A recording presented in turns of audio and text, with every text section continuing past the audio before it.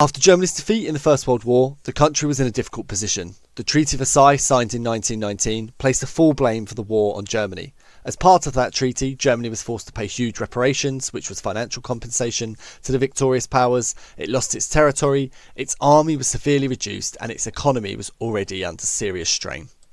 It is against that backdrop that we need to understand what happened next. By 1923, just 4 years later, Germany was experiencing one of the worst economic crises the world has ever seen, known as hyperinflation. Let's explain what happened using an analogy. Imagine you've got a small jug of concentrated juice. The concentrated juice within the jug is your money supply. Now imagine you add a huge amount of water to it. What happens? The juice gets weaker. It's being diluted. The same thing happens when you print money.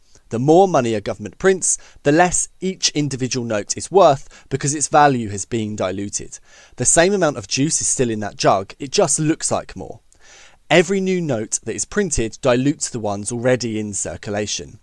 In Germany in 1923, the government was printing money at an extraordinary rate, and every time they did that, the value of the currency fell further.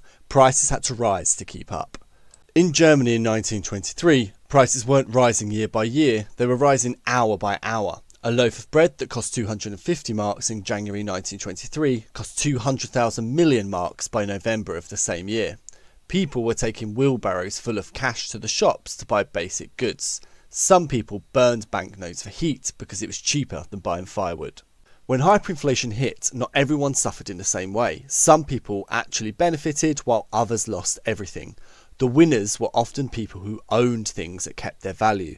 This included landowners, factory owners, and in general people that owned property.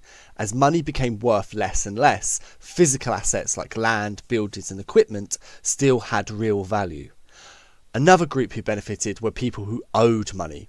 During hyperinflation, debts became easier to pay off because the money used to repay them was worth far less than when the money had originally been borrowed. For example, someone who owed a large sum could suddenly pay it back with the money that had lost most of its value.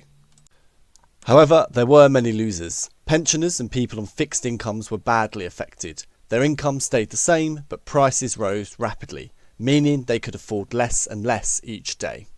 Savers also suffered. People who had built up cash savings found that their money quickly became almost worthless. A lifetime of savings could be wiped out in a very short time.